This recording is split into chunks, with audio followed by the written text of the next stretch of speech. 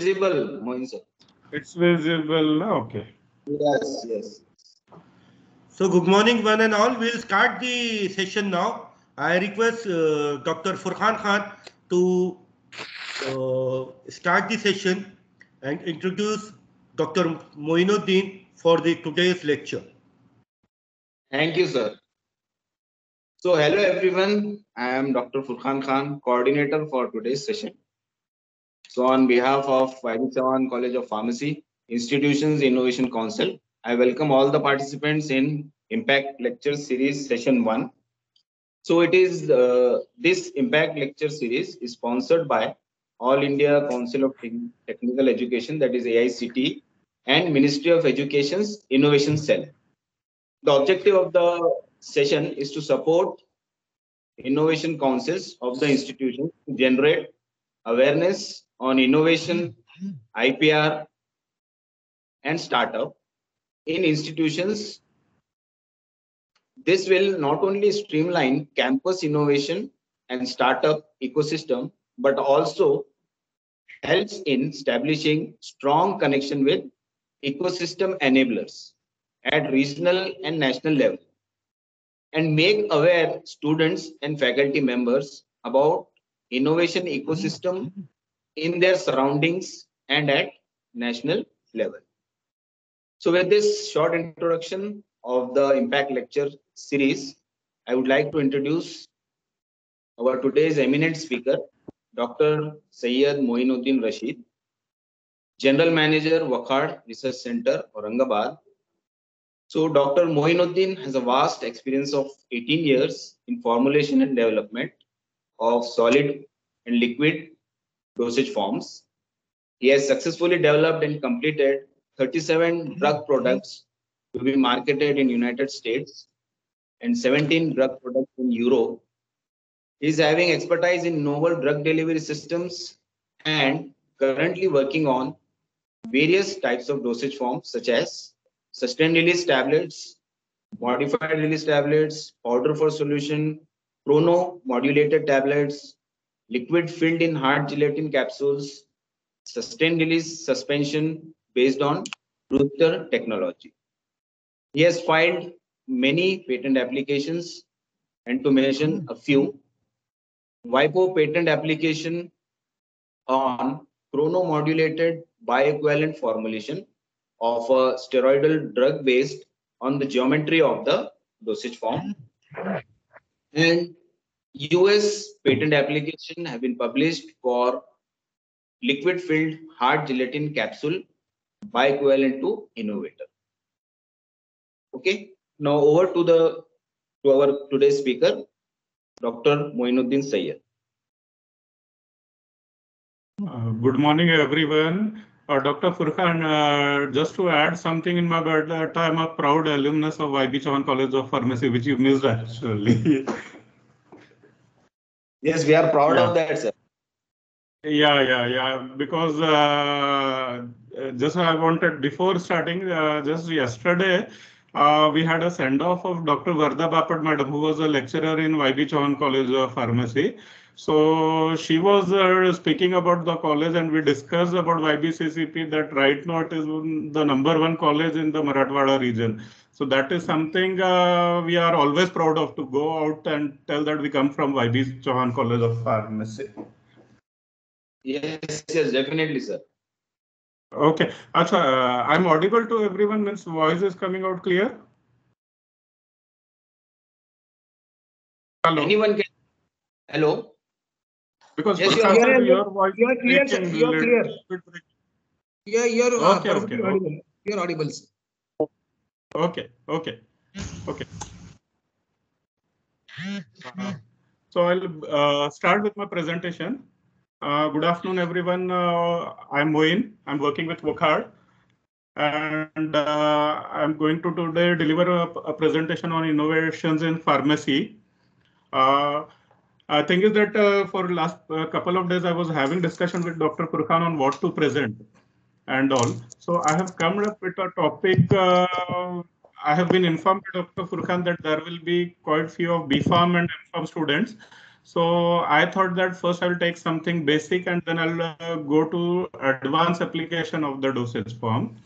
And then before starting with the actual presentation, I would just like to highlight or regarding innovations in pharmacy when we say.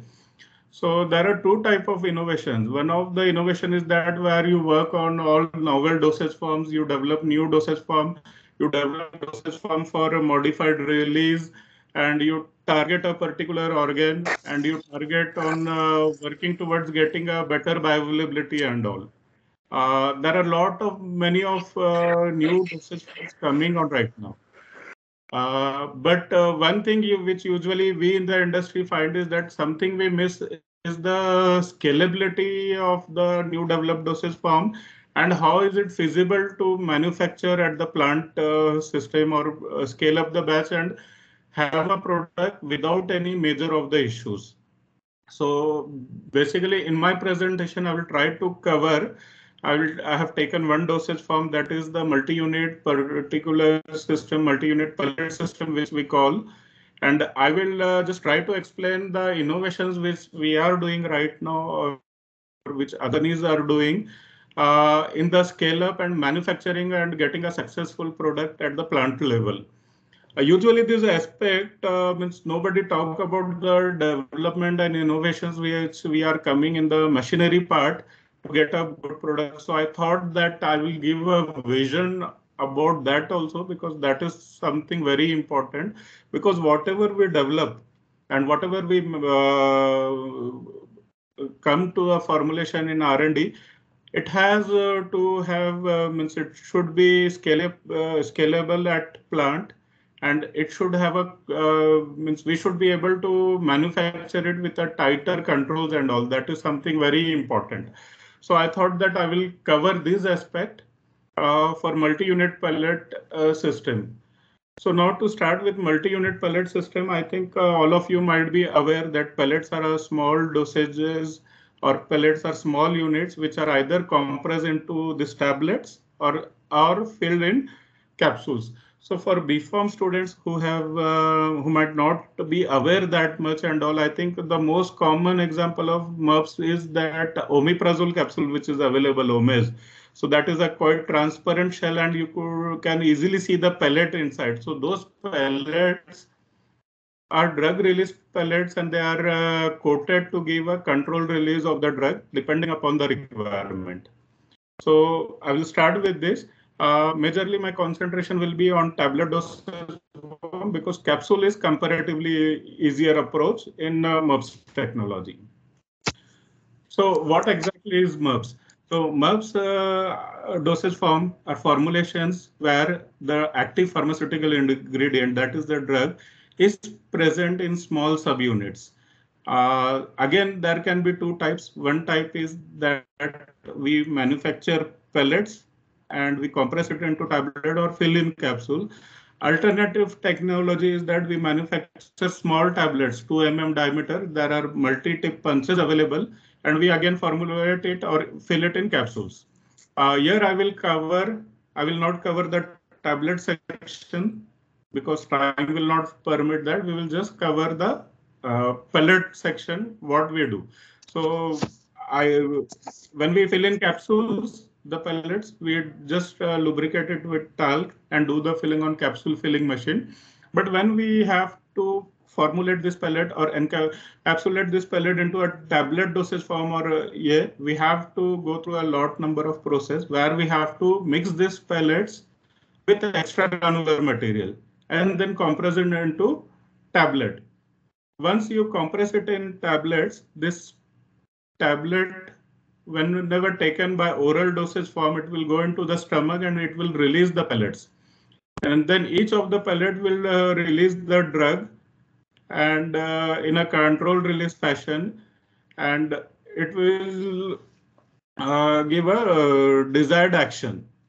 So now recent trends, mostly if you see the omeprazole capsule which you see in the market, these are the delayed release formulation. But when you want to have a sustained release formulation, you cannot formulate delayed release formulation that much into tablet, because there are chances of coat rupturing in tablets, and it might not give a delayed or enteric release. So basically, when you intend for a release which you want to cover over 24 hours or a control pattern, you go for a tablet dosage form for MUPS.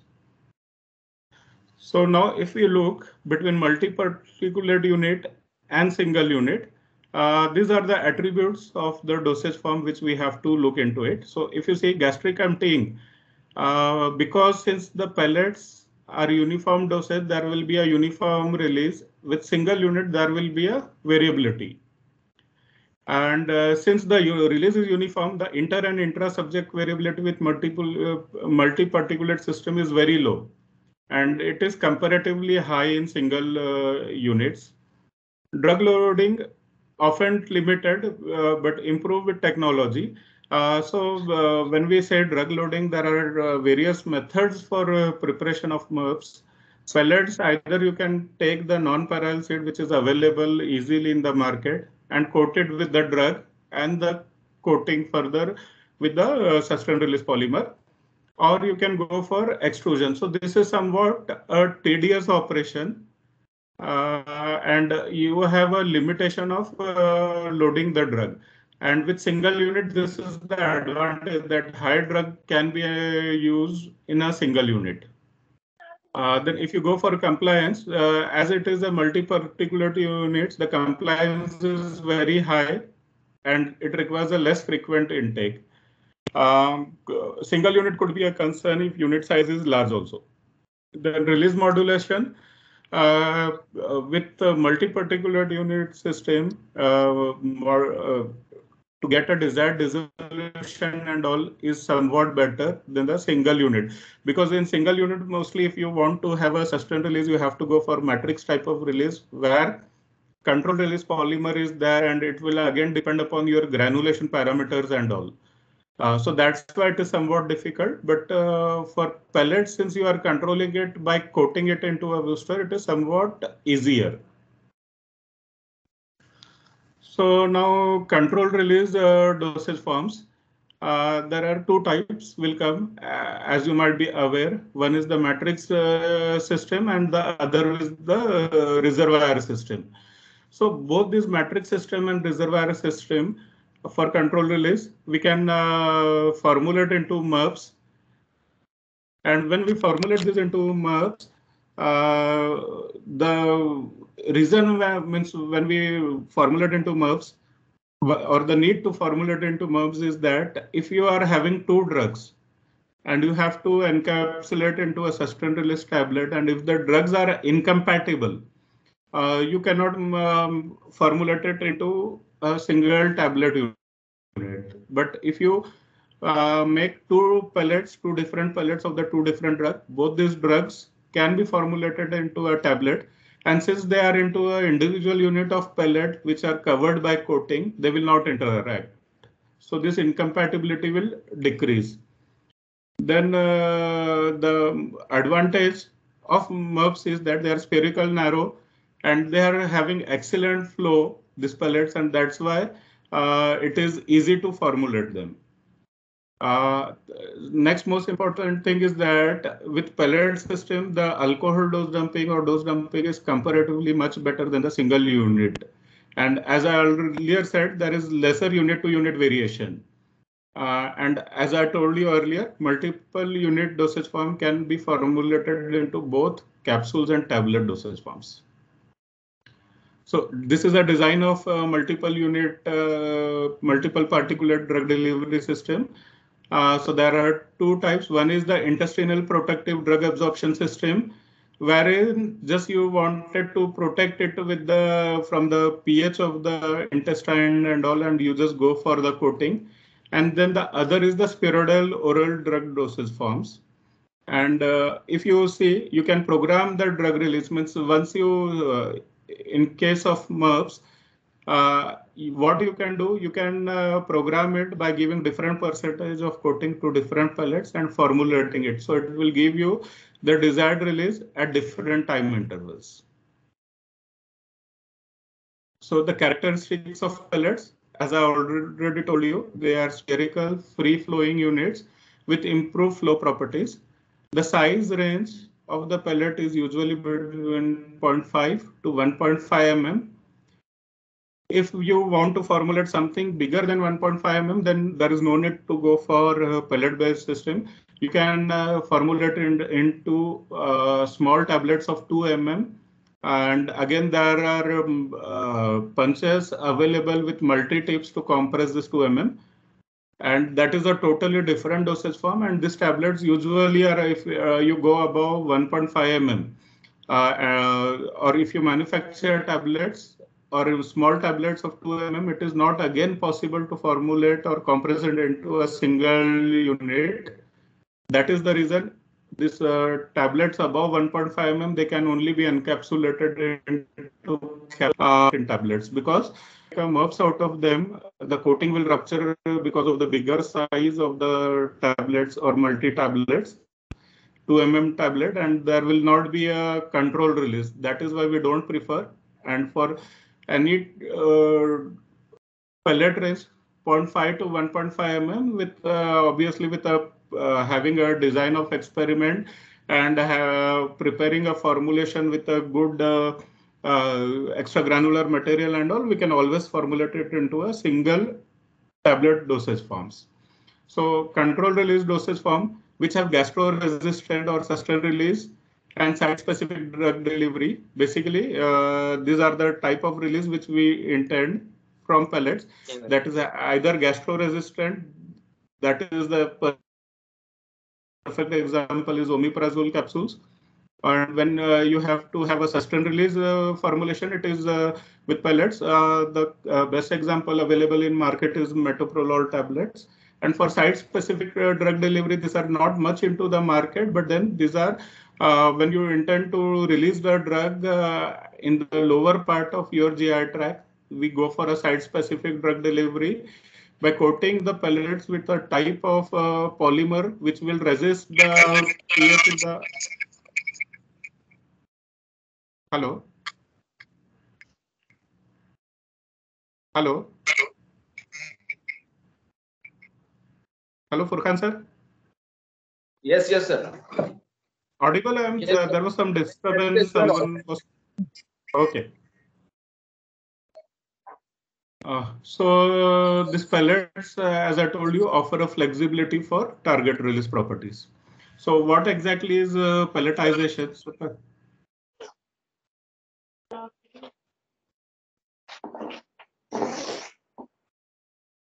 Hello. For pelletization, pelletization is nothing but the agglomeration process that converts fine powder of drug and excipient into free-flowing spherical units. And pelletization is referred to as a size enlargement process also. And here I have mentioned that a size of 0.5 to 2 mm is also desirable, but 2 mm pellets, of course, we can only encapsulate in capsules and not in tablets. And these are the pelletization techniques. First technique, which is the most common used technique, is the powder layering or suspension layering. For this powder layering and suspension layering, usually there are MCC beads available or core pellets are available in market. There are MCC pellets also and sugar pellets also. So we load the powder of drug on it, and then we again do the coating. And this is the example which I will discuss in detail as we proceed further. Second is the extrusion spheronization, which is also a very common method of manufacturing the pellet, and both these two methods are widely used in industries. And there are again two more techniques, that is the melt spheronization and cryopelletization. But unfortunately, both these dosage forms face a lot of challenge in scale-up process, and they are not much explored as of now. In this process, or in this presentation, I will just go ahead and detail with powder layering solution and suspension layering. And if required, and if you people are interested, maybe in next lecture or a few days after, we will discuss the extrusion spheronization also in detail. So powder layering. This is a diagram, and this is a quite whenever even if you put Google and put a powder layering, this diagram will be available throughout. How we load the drug powder on the pellet and how the pellet is formed. This is how the process take place. That initially this is the core pellet or the MCC bead, or this can be the sugar bead depending upon the requirement. You spray the drug solution or drug suspension in a machine called as Worcester. I think BPharm students and all. Maybe if you contact me and all, I will share some few videos of the pelletization process, which will help you to understand how we are spraying. So when you spray this powder or the solution or suspension, rolling process take place, and then the powder form from the suspension starts to settle on the pellets, and because of the rolling, then they start moving and they form a very uniform layer above the pellet. And as we go on coating and coating or loading, layer formation take place, and it is just like a onion structure. The core is inside, and then the pellets or the drug loaded part is above this. And once you go through this, once the drug is loaded, you can again go for coating. So there is possibility that this is the inner pellet, MCC bead or sugar. Then you can have 2 layers or 3 layers of drug loading, and then you can have number of coatings to get the desired dissolution profile. This is again the detailed as I told you, solution and suspension layering. So these are the layers which we can form, and you can see the colors. And sometimes what happens, we give different color to the coatings so that we can easily identify whether coating is taking place or not properly. This is the extrusion spheronization process. Again, extrusion spheronization, I will just briefly share the process. So what we do, we granulate the drug directly. In this case, there is no core pellet or MCC beads or sugar beads. What we do, we mix the drug with the material or with the diluent. We granulate it in RMG. Once that granulation is done, we have to give a very heavy granulation. Then we pass it through extruder. I think I'll come there. When we pass it through extruder, we get this type of extrudates. Just like, for example, जो सेवैया होते हैं. If anyone might have seen the machine, so you get long beads like this or long extrudates like this. So this is exactly the extruder spheronization process is just exactly like making of sevaiyas, but we don't stop there. We go ahead, and from extruder, all these 3 steps, we go for a spheronizer. So spheronizer, there is a plate where you put these extrudates, and these extrudates, what they will do, they will when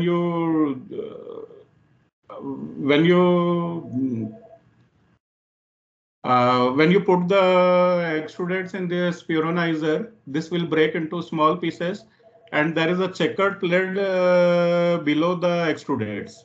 So those extrudates, the checkered plate, make sure that the extrudates are converted into round particles or pellets. This is the practical example. These are the extrudates. We put it into the spheronizer. So first this extruded breaks into smaller part, then further smaller part, and lastly we get circular pellets like this. So once the pellets are manufactured, both pellets by extrusion spheronization technique or pellets by loading the drug and coating it on Worcester technology. These are the common evaluation which we do. Size distribution is very important. How the pellets are distributed. So in case of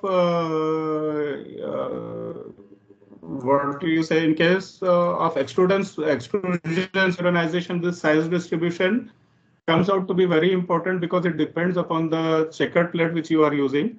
But in case where you just take a base core pellet, that is non-parallel seeds or MCC beads, this size distribution is better control because already the core material itself is having control. Again, pellet shape, this is again important, more important in extrusion spheronization with pellet coating or coating on a non-parallel seed, it is somewhat better. When you load the drug, there are possibilities that there might be some dry loading or something like that, which might give you some surface morphology problem. And if it is, if the surface morphology is not even, and if there are rough surfaces, then your drug release will be hampered. Specific surface area of the pellet is important. For specific surface area is important because the particle size or whatever the surface area will determine your dissolution. Friability is again important so that there is no leaching on the pellets. So now we'll come to case study and application of PAT technology in the manufacturing of this pellet dosage forms. Just a minute, just a minute. I'm getting some call.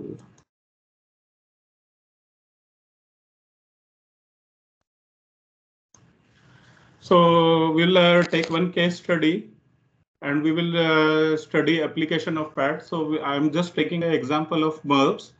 That is multi-particulate system wherein we are loading the drug on the non-parallel seed, that is the MCC bead or sugar bead. And what are the processes? What are the processes we are doing and how we are controlling and what problem we face and how we control? This will form the basis of this presentation moving forward.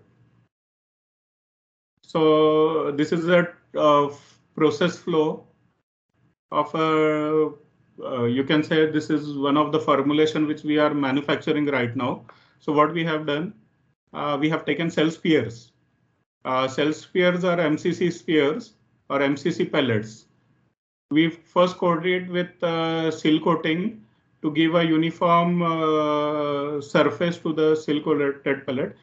Then we do the drug layering. So drug layering, what we are doing, we are suspending the drug into a solvent system, and then we are spraying it on this MCC spheres.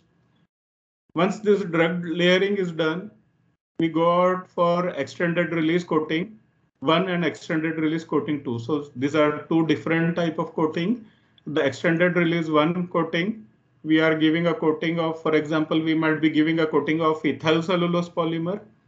For extended release 2 coating, we might be giving a coating of, you can say, Udrazit polymer for the initial control of the release. So these are the two coating which will be controlling the drug release coating.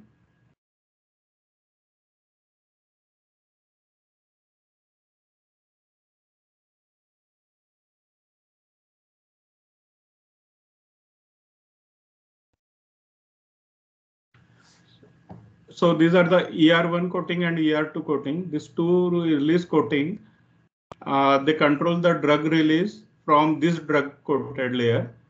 These two coating are followed by seal coating. This seal coating and PEG coating. These two coatings we are giving as a protective coating because since we are going to compress these pellets into tablet. So there should be some shock absorber or some cushioning effect so that the pellet doesn't break. So the seal coating and PEG coating are meant for that. PEG coating, this is somewhat flexible coating and this have the tendency to tolerate the compression force and not to rupture. This is the reason for this PEG coating. So once we manufacture this pellet, so this first 6 stages are the manufacturing of and coating of the pellet. Once this manufacturing this pellets are ready, we blend it with extra granular material. Then we compress it into tablet and then we film coat the tablet. So this is the process of a multi-particulate unit system compressed into tablets where we are loading the drug on the where we are loading the drug on non-paral system or non-paral seed or cell sphere. In this case, we are loading it on MCC spheres. And then we are controlling the release and mixing it with extragranular material and compressing it. So I will just let you know what all the problems while manufacturing a MERPS dosage form. So as I've mentioned, the critical step of any MERP system is extended release coating 1. So when we manufacture a pellet, loading the drug is a quite easier process in a booster. But what really comes as a challenge is the extended release coating. Because the extended release coating, the weight gain is something which we have to determine. And if you are having a very tight specification of drug release, final drug release, this coating becomes very important. So here I have covered an example where at 4 hours the drug release required is 15 to 30%, and at 8 hours the drug release required 45 to 60%. So if you see 15 to 30, just a narrow window of 15% here, and here also a very narrow window. So this coating becomes very important, and how you coat and what problems you face and how you overcome will form the crux of any modified release pellet dosage form development. Once you develop the, once this ER coating is successful in blending, you mix with some extra granular material, and mixing these pellets with the extra granular material is again a challenge. And how you achieve a uniform pellet distribution is something very important. So both these in fact, all these 4 approaches, as we move further, I will discuss in detail with you. Third approach is the blend residence in tablet compression machine hopper, because hello, I'm audible? Yes, you are audible, sir. Okay.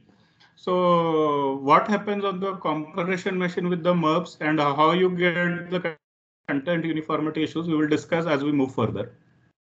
So we'll first take ER1 coating. So as I said, ER1 coating, during ER1 coating, what happens that when you develop the product at lab scale, you are coating 1 kg of pellets in a booster dosage form, and that is quite easy.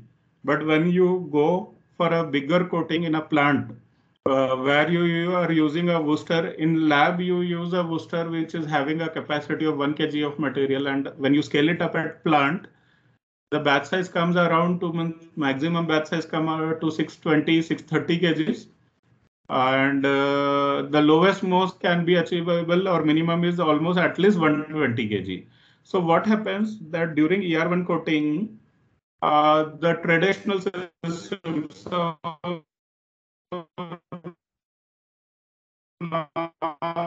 if you see this ER1 coating and all in India, I think this process are available for over 10 to 15 years. All the industries are following this ER1 coating in booster. But a big disadvantage come in coating of this is that if you see, when you are coating normal single tablets, it is very easy to determine the weight gain during coating, that you take the initial weight of 10 to 20 tablets, weigh it, and as the coating process, you have to just keep on checking the weight of 20 tablets, and the end point will be where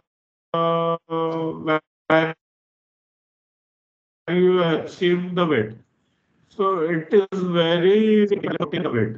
But in case of pellet dosage form, where the batch size is example for 20, and it is a closed system, not an open system, booster is a closed machine. So how you has so pressure technique of your target is so pressure technique common use is that of the and the calculation and then understand whether it or not, then the booster machine and then again process with the remaining coating solution to obtain the desired weight gain. So this becomes actually a very tedious process, taking out 625 kg, unloading it them into almost 15 to 20 containers, weighing of each container. So this gives a time frame gap of almost 6 to 7 hours to complete this process. And what happens that if you give such type of break, the coating does not come out as a very uniform coating because of the break. So this is the problem which we face in extended release coating one. And how we have overcome or how we have skipped the process of taking out the complete material or complete 625 kg of batch and check the weight, I will discuss in detail in the next slide. So this is what we have done for ER1 coating. We have taken this different type of approaches, PAT approaches, to determine the coating, whether the coating has been achieved or not by PAT techniques instead of physical weighing of the blend. And these are the different techniques which we have taken. I will not go much into detail at this point of time with all this technique because of the time limitations, but maybe we can discuss it further. So these are the NIR technique. There is an offline NIR machine. We generate a library for NIR and we have developed a method and we have done a calibration model, established a calibration model. So we don't have to take out the complete batch. We just have to take out a few so for example, say 10 gram of quantity of pellet from the port and just do NIR testing and determine the weight gain. Second is the image analysis. So in this image analysis, we have just put a camera, which icon particle size characterizer, which measures the thickness or the morphology of the pellet.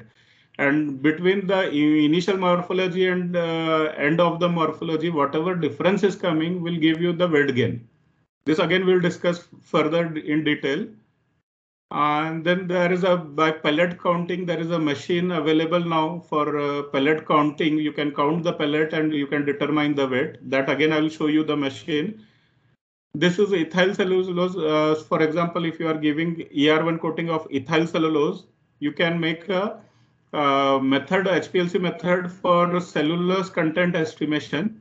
And you can check the weight gain depending upon the cellulose content. In this case, what we have done, we have used this ethyl cellulose content. First, we developed the method of cellulose content, and this cellulose content method we have used in this NIR to teach the NIR or to give input data based on this ethyl cellulose coating.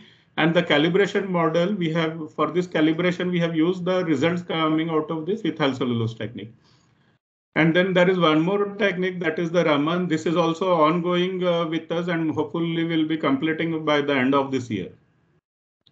So now coming to these approaches, again blending also, this I will discuss as soon in the individual slide for content uniformity and blending what we are going. I'll move forward and then I will come back again on this.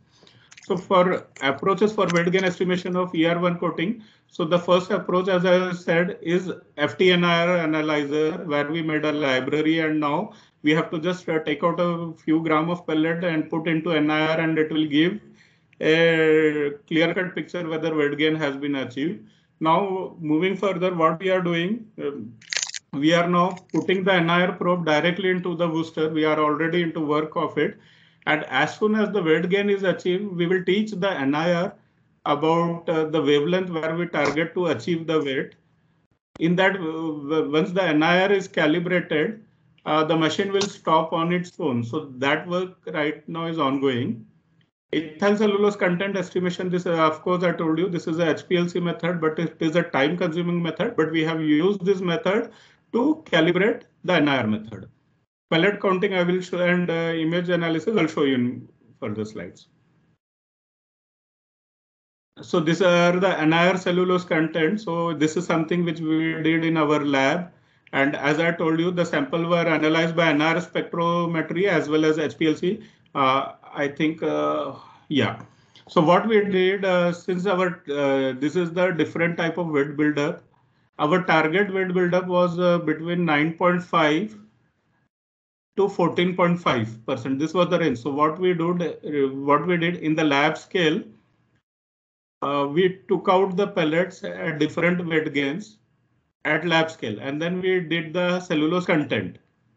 And this cellulose content pellets, this is something which we took physically. Then we measured the cellulose content in this pellet, and then we subjected to FTNIR. Then we built up a calibration model between 9.38 to 15.44. So actually, this we started with 9.9%, but the buildup has gone more on this side, if you can see. So this is the model which we first did in NIR, or in the R&D we did this, and using this we went ahead with the calibration curves. So the conclusion was that with NIR and cellulose method, this gave us the exact dissolution of the pellets. And for approach 3, that is, just let me see where it has gone. This is a pellet counter machine. So basically, this machine was being used in Israel for counting of diamonds. We got this machine and we are using it in for counting the pellets. So what we do, once our coating is done, we take 1 gram of material and put it in this machine, and we count. This machine gives us has a sensor which gives us a count of the number of pellets available. From there, we take the initial and end difference and we calculate the weight gain. This is we are using already, and then we are using this NIR already. NIR is the much better, and right now we are in the process of installing the NIR in the machine itself, so that machine stops automatically once the weight gain is achieved. And we have published a paper also. I have given the link. I think if it is working or not, I'm not sure in this presentation. Yeah, it is working. So you can go through this if anybody is interested. And here we are having the complete details of how we have developed. And this table, if you go through this table, it will give us a different weight estimation. So you can use this also. And if there is any doubt and all, you can get back to me for this. And this is the fourth method, that is the image analysis. So this is the Wooster machine, base of Wooster machine, and this is the Icon instrument. This is just like a camera which we have installed in the Wooster.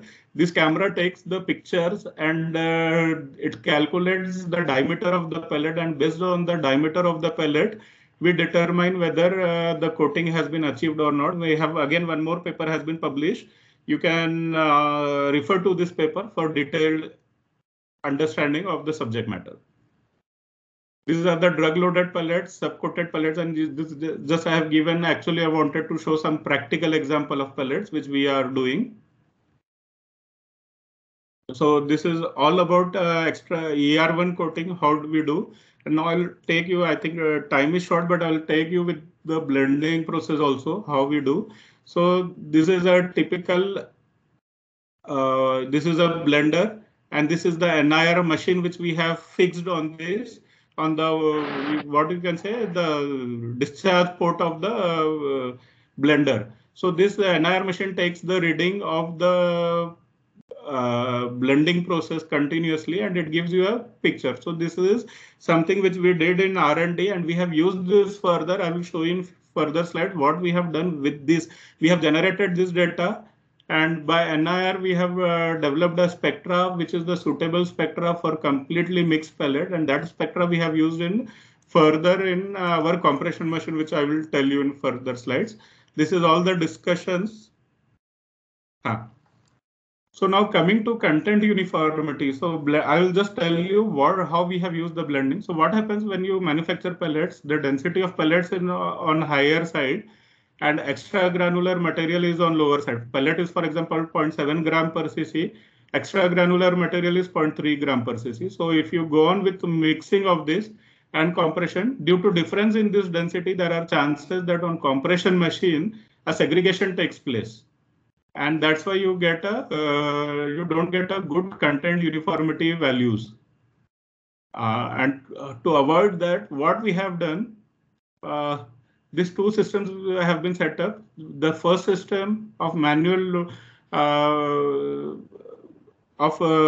there are two systems. So the current system commonly used is that we blend the pellet and extra granular material, and then we just put it manually on the machine, which gives a lot of variation because of the long blending time. So what we have did two techniques. One is we have installed a instead of manual loading, we have installed the bin blender directly on the compression machine to avoid manual interventions, which gives you a more or less segregation. Second thing is that this new concept which is coming is instead of mixing the pellets before to compression, directly mixing into the compression machine, or mixing takes place on the compression machine, which I will explain you now.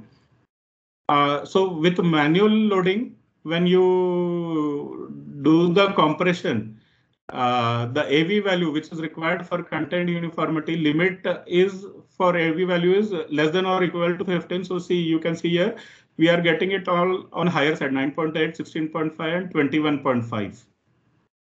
So, but when we installed a automated blend loading system, that is, we installed directly the bin on the compression machine directly into the turret. So the AV value comes on a lower side. If you can see here, 6.5, 8.9, 6.8 and 6.3, which is a good value. So this is something very good which comes up. So installation of automated blend loading system gives or reduces the segregation. The second most important technique is coming up is the directly mixing it on the compression machine. So what concept has come? There are two companies, Gia and PAMGLAD, who have come with this concept. If you look at this diagram, what they are doing, this is your compression machine. Above your compression machine, they are giving two separate hoppers for loading of.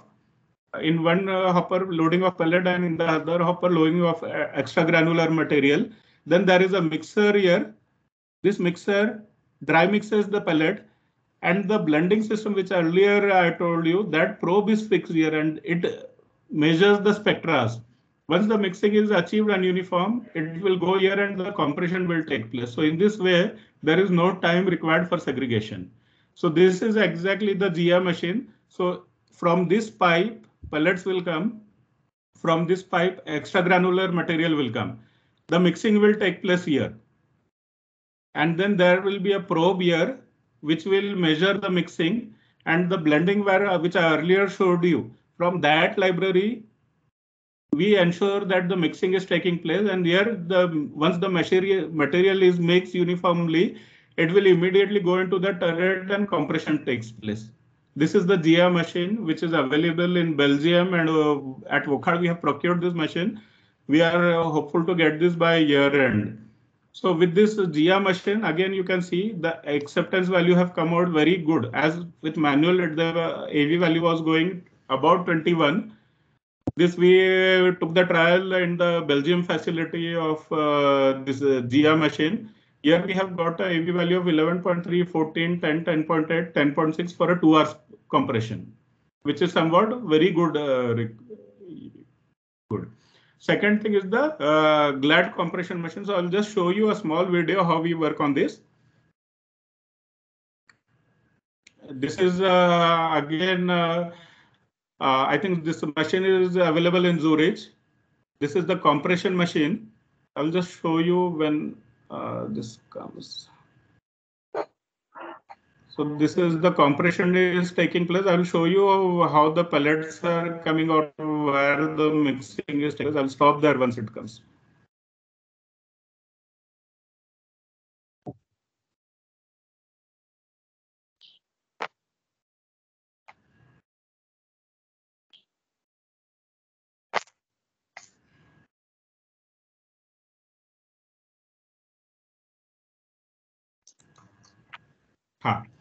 So this is the compression machine, Fette compression machine.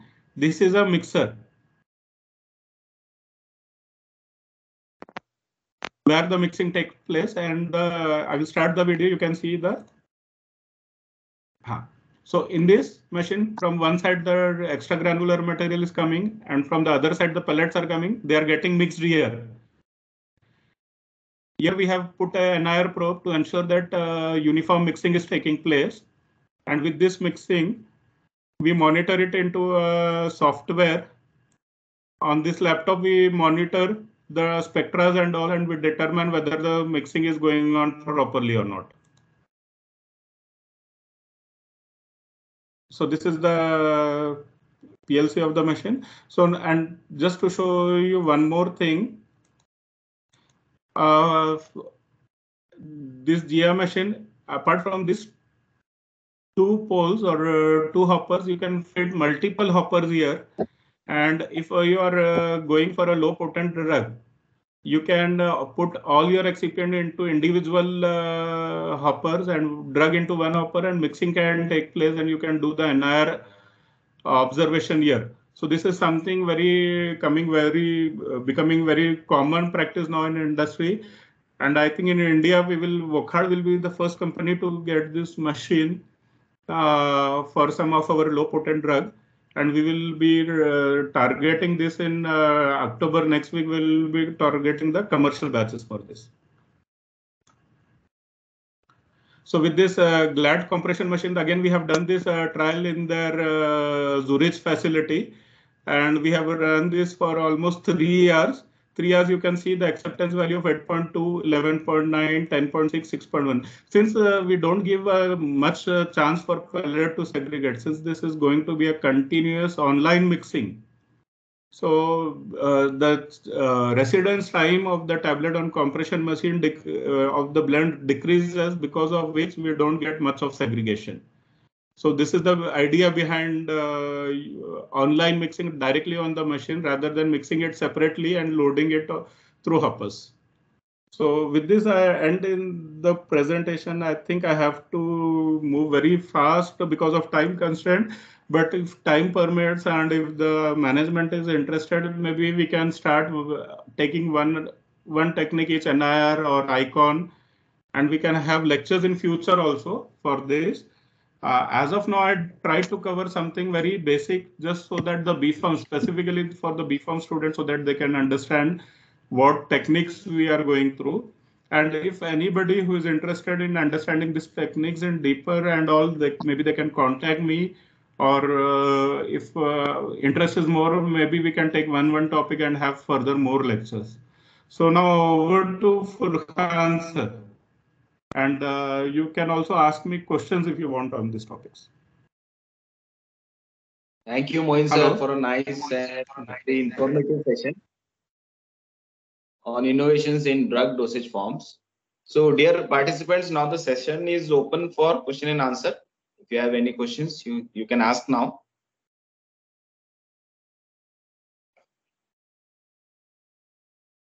Or you can post it in the chat box. You can write in the chat box.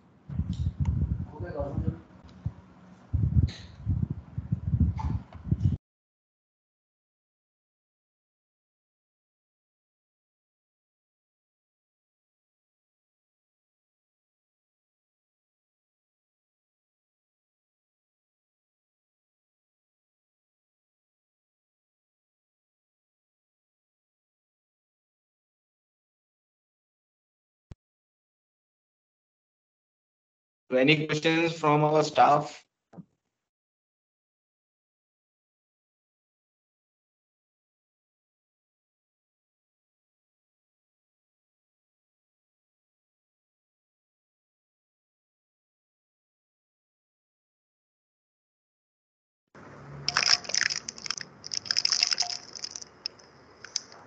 Good afternoon, Devian sir. How are you, sir? How are you, sir? I'm fine.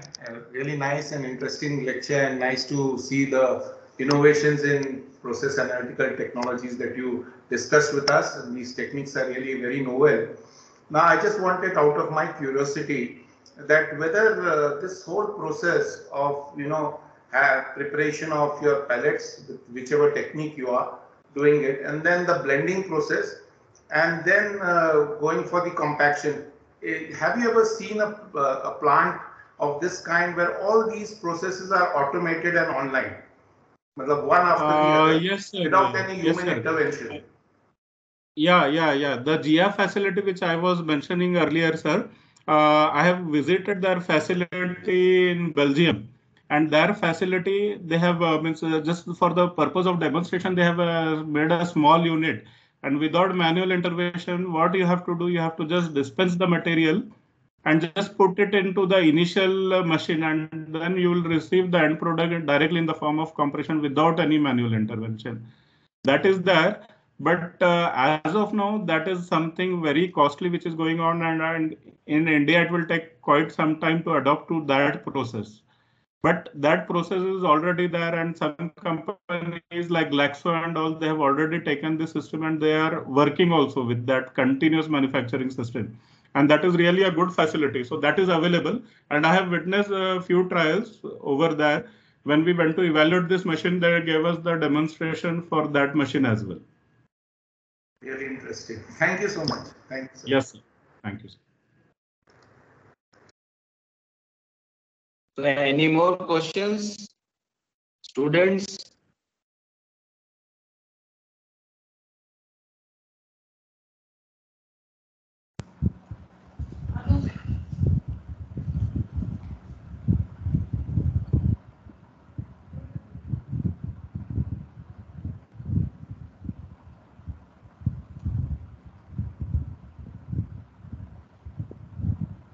So I think there are no more questions, sir. Okay. So again, on behalf of IB7 College of Pharmacy Institutions Innovation Council, I thank you, sir, for a very nice and informative session. Thank you very much. Thanks a lot, and highest regard to Digant sir, Abu sir, Lahoti sir, all my respected alumni. Lots of regards to you all. Mohin sir, on behalf of management, chairman and all, I thank you for giving your precious time, and we'll hope that you will always be there for YBC CPA. And yes, I am always with us there and for we will YBC. give your time. Yeah. Okay, thank you very much.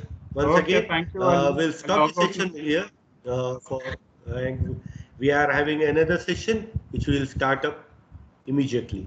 Okay, thank you very much, Mohin sir. Thank you. Thanks a lot. So, dear participants, for now,